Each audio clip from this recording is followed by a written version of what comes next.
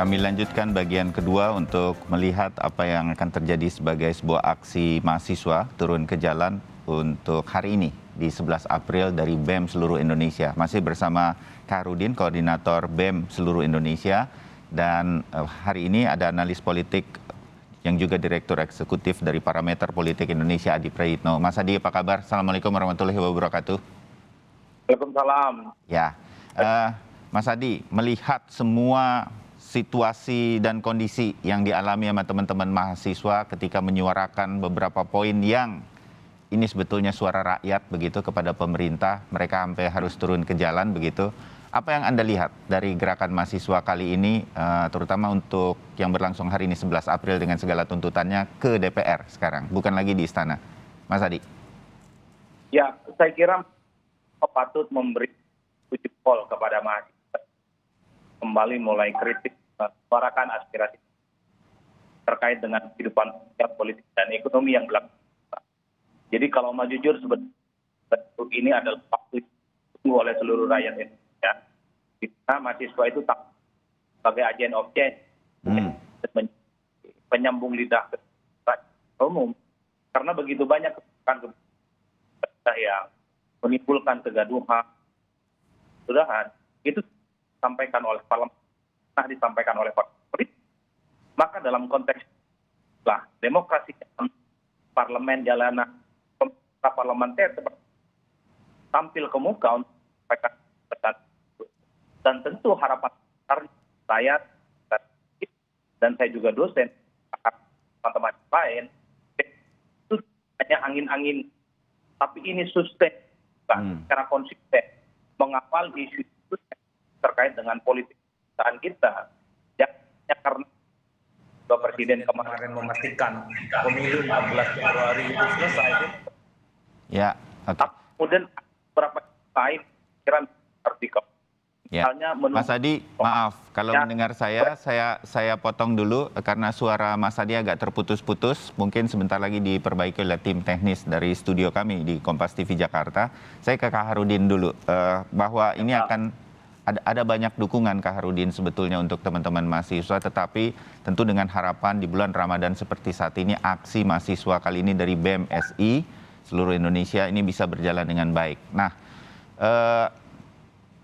sebenarnya berapa banyak yang sudah terafiliasi di dalam BEM SI kalau boleh kami tahu, yang kemudian satu visi, satu misi, satu suara untuk apa yang akan disampaikan, karena ini akan berlangsung di beberapa kota. Kaharudin bisa jelaskan saat ini kira-kira apa yang akan terjadi hari ini, dan aksi ini tujuannya itu apa begitu? Apa sebagai goalnya dari beberapa tuntutan ini, Kaharudin?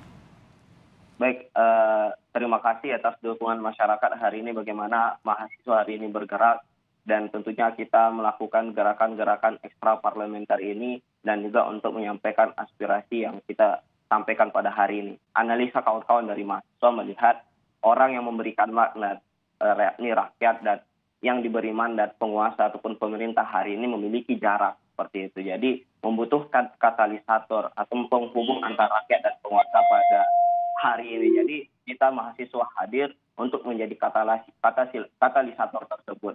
Dan kawan-kawan dari daerah menyampaikan narasi-narasi yang sama bagaimana isu-isu kerakyatan pada hari ini, baik itu kenaikan bahan pokok, kenaikan BBM, kenaikan PPN. Oleh karena itu kita juga pergi ke DPR RI agar wakil rakyat menyambut isu-isu daerah, aksi-aksi daerah yang sudah dilakukan oleh kawan-kawan daerah, sehingga isu itu sampai di pusat. Jadi gerakan mahasiswa itu dari atas ke bawah ada, dari bawah ke atas itu ada, sehingga dapat terkumpulkan aspirasi-aspirasi dari berbagai daerah.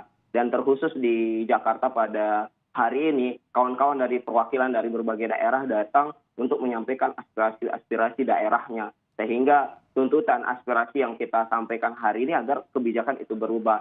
Jadi kita melakukan gerakan politik progresif. Bagaimana gerakan yang mengubah kebijakan yang awalnya tidak pro terhadap rakyat, hari ini haruslah pro terhadap rakyat. Yang awalnya hari ini kebijakannya tidak bermanfaat untuk rakyat, haruslah bermanfaat untuk rakyat. Ya. Salah satunya adalah terkait tentang kestabilan dan ketersediaan bahan pokok. Ya. Dan hari ini Kak Harudin. mafia minyak goreng dan mengevaluasi menteri terkait seperti itu.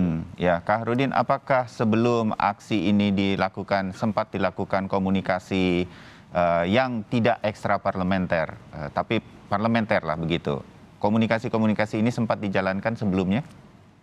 Ya, untuk di pusat bagaimana gerakan-gerakan di pusat kita lakukan tanggal 21 Oktober 2021. Sebenarnya dari KSP yang menerima Pak Muldoko pada waktu itu ada 12 tuntutan yang sampai saat ini belum terjawab. Oh, Dan udah itulah pernah bertemu. Ya. Iya, udah pernah bertemu dan itu bertemunya di jalan seperti itu. Dan pada tanggal 28 Maret 2022, 6 tuntutan dari menolak penundaan pemilu sampai bagaimana Presiden hari ini fokus pada visi misi dan janji-janji kampanye, dan 6 tuntutan itu jadi ada total 18 tuntutan dari mahasiswa yang sampai saat ini belum terjawab seperti itu. Jadi kita hadir berikan waktu 14 hari untuk pemerintah menjawab terhadap 18 tuntutan itu. Dan hari ini baru beberapa yang terjawab, dan hari ini kita perlu beranalisa. Kawan-kawan kemarin konsolidasi, kita tidak bisa melakukan konsolidasi ketika diumumkan sehingga kita melakukan di tengah malam juga sampai waktu sahur. Kita berkonsolidasi untuk membahas terkait tentang titik aksi kita pada hari ini, dan ternyata disepakatinlah kita berada di DPR RI, karena ketika kita melakukan di istana, goal kita cuma satu, bagaimana hari ini Bapak Presiden turun dari istana untuk menjumpai masa aksi, yakni saat kita, dan itu tidak mungkin terjadi, dan akhirnya kita beralih ke DPR RI, dan tentu goalnya hari ini adalah bagaimana pimpinan DPR RI, ketua DPR RI ataupun wakil ketua DPR RI agar menjumpai kita di masa aksi dan turun hadir, bukan perwakilan untuk masuk ke DPR RI, tapi bagaimana perwakilan datang ke masa aksi untuk menyampaikan kajian beserta tuntutan kita. Dan hari ini kita menyadarkan wakil rakyat agar tegas dalam mengawasi dan mengontrol kebijakan pemerintah agar tidak terjadi lagi seperti ini. Ya. Dan hari ini bukan puncak gerakan kita, tapi ini menjadi gelombang pertama ketika pemerintah keluar dari koridor bermanfaat untuk rakyat, kepentingan rakyat, maka hari ini akan lahir gelombang-gelombang berikutnya. Bagaimana kita akan konsisten terus dalam mengawasi dan mengontrol kebijakan pemerintah. Ya, mudah-mudahan apa yang kita bicarakan ini didengar nih oleh para ketua di DPR begitu, dan juga wakil ketuanya. Jadi nanti bisa ketemu, tersampaikan begitu. Mas Adi, saya kembali ke Anda. Dengan tujuan dari para mahasiswa ini, sebetulnya saya menggariskan satu hal, komunikasi di antara mereka untuk menyampaikan aspirasi ini harus bisa terjadi. Itu saja sebetulnya. Ini bisa terjadi sebagai sebuah goal pada hari ini di DPR? Ya, kalau tahap satu perubahan itu instan agak sulit sebenarnya, Mas Bayu. Karena memang sebuah mahasiswa itu kan tujuannya adalah menerjemahkan kegelisahan rakyat secara umum. Misalnya soal harga melambung, tentang harga minyak goreng yang itu cukup membebani rakyat, tentang jabatan presiden 3 periode ataupun penundaan itu nggak mungkin selesai dalam waktu yang cepat.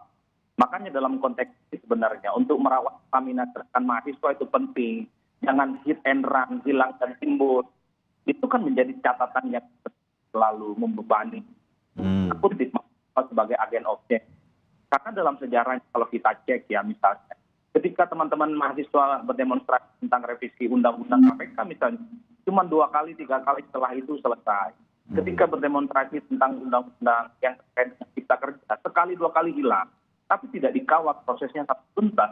Saya khawatir konteks hari ini yang dilakukan oleh teman-teman mahasiswa hanya angin-anginan, mencoba untuk merebut momentum karena misalnya ada kisruh tentang minyak goreng, tentang jabatan presiden 3 periode dan seterusnya. Yang paling penting sebagai aktivis itu adalah menjadikan perubahan itu adalah tujuan akhir.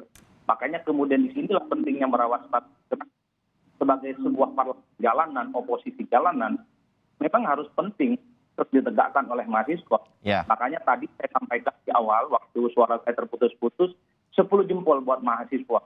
Karena mampu tampil kembali gitu ya, mengawal agenda-agenda reformasi yang selama ini agak sulit kita dengarkan dari DPR. Kita sulit dengarkan dari partai-partai politik. Saatnya mahasiswa mengambil momentum politik ke depan ya, untuk terus bagaimana memperjuangkan rakyat yang belakangan terpukul kehidupan sosial dan politik. Kan slogannya sederhana, tunduk ditindas atau bangkit melawan, mundur adalah pengkhianatan. Nah, mahasiswa harus itu sebenarnya. Jadi ini yang saya kira sebagai modal aksentuasi bagaimana perjuangan bukan soal bermain di tengah hiruk pikuk terkait dengan situasi politik nasional, dan kan mahasiswa harus berani jalan di tempat yang sunyi sekalipun Ya. tidak ada besi di sekitar. Kalau itu memang demi kepentingan rakyat, berpihak pada kepentingan publik secara umum, maka mahasiswa harus tunjuk kepala ke muka sebagai bentuk perlawanan terhadap Mas satu Adi, penindasan. pindahnya aksi mahasiswa dari istana ke DPR juga tepat menurut Anda, karena beberapa pendapat juga mendukung hal ini karena oke, Presiden sudah tegas, tapi apa yang terjadi di DPR ini mungkin terjadi. Kita pernah bahas bahwa konstitusi bisa saja dilakukan perubahan-perubahannya justru di DPR. Menurut Anda sudah tepat ini perubahan aksi pusatnya? Ya, kalau saya sebagai orang yang pernah demo lama ya, Mas Bayu, justru perubahan strategi ini dibaca lain oleh publik. Seakan-akan BEM sudah mulai masuk angin, ada yang mulai melopisasi. Boleh di demo tempat yang lain, di partai politik, boleh demo di depan DPR, tapi jangan di istana. Dan begitu asumsi umum. Kalau mau agak hektik, kan mahasiswa ini betul dianggap sebagai gerakan moral, force, maka demonya tetap di istana, tetap juga di DPR, dan di kantor-kantor partai politik. Karena disitulah sebenarnya muara dari tiga kekuatan politik sebenarnya bisa melahirkan kebijakan-kebijakan politik strategis. Jadi agak lucu kalau kemudian mengalihkan isu dari istana kemudian ke DPR. Ke istana tidak harus ketemu dan bicara kepada Jokowi, tapi di situ ada seperti sebuah simbol. Jokowi sebagai Presiden Republik Indonesia tidak boleh misalnya mendukung tentang yang penundaan pemilu 2024. Haram hukumnya mendukung gerakan pemilu 3 periode. Kan secara simbolik sebenarnya. Itu perlu disampaikan kepada pimpinan eksekutif di negara ini. Itu yang saya bilang ke teman-teman, ini kok demonya rata-rata seperti masuk angin, habis diundang, habis diskusi kanan kiri, kok kemudian tidak mau ke sana. Secara simbolisasi menurut saya ini kemudian mengurangi gaya aktivisme mahasiswa itu. Oke, Kemudian berdemonstrasi. kita dapat poinnya Mas Adi. Saya ingin Kak Harudin menanggapi dan ada jaminan bahwa hari ini aksi di beberapa kota di Indonesia ini akan berjalan damai. Kak Harudin?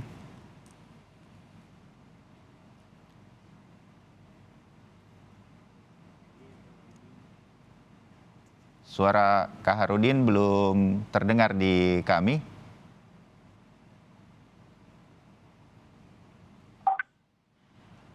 Oh, teleponnya terputus. Apakah kita bisa menghubungi lagi sebagai penutup sambil menunggu sedikit ya, Mas Adi, sambil menunggu kami menghubungi Kak Harudin lagi berkaitan dengan aksi ini.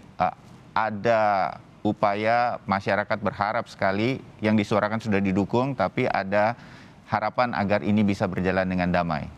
Ini bisa kita lakukan. Mas Adi, singkat. Ya, saya kira itu untuk memastikan bahwa gerakan mahasiswa ini adalah gerakan moral. Memang menghilangkan kekerasan yang dan ini cukup stigmatis ya, bahwa anarkis dan merusak publik. Makanya Pak Harudin dan teman-teman harus menjamin demo ini adalah bukan main pendek tapi main jangka panjang. Bahwa ini yang dilakukan oleh aktivis mahasiswa. Baik, Mas Adi.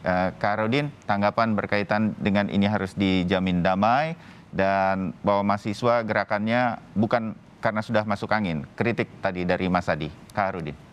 Baik, di sini kita tegaskan lagi bahwa gerakan dari BMC terkhusus kawan-kawan mahasiswa hari ini ya bergerak berdasarkan prinsip dan tentunya kemewahan terakhir dari mahasiswa ada idealismenya. Oleh karena itu kenapa kita mengalihkan itu berdasarkan diskusi bersama kawan-kawan hari ini yang turun ke istana itu banyak beberapa aliansi, bahkan ada 10 ya atau sampai 20 aliansi yang turun di istana dan isu sebelumnya sudah kita bantah bahwa gerakan mahasiswa ini tidak ditunggangi oleh kelompok ataupun kepentingan politik tertentu. Lihat bagaimana tuntutan dari BMC, dari mahasiswa hari ini tidak ada terkait tentang menggulingkan presiden ataupun menurunkan. Kalau lain cerita kalau memang presiden tidak sanggup dan memundurkan itu beda cerita. Tapi ini kita tegaskan kembali bahwa hari ini gerakan mahasiswa hari ini murni dan konsisten. Kita sudah melakukan dari KPK dari tanggal 21 Oktober, tanggal 28 Maret, tanggal 28 Maret kita berikan waktu 14 hari untuk menjawab. Dan hari ini kenapa kita ke DPR agar satu peluru tembak dua.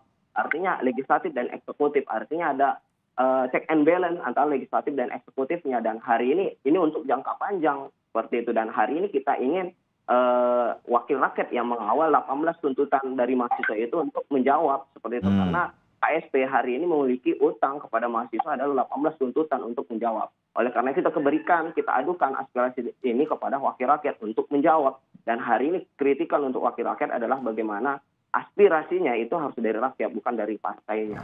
Dimengerti ini strategi. Oke, Damai, ini akan berjalan demikian. Ini pesan kepada seluruh teman-teman mahasiswa di bawah koordinasi BEM SI.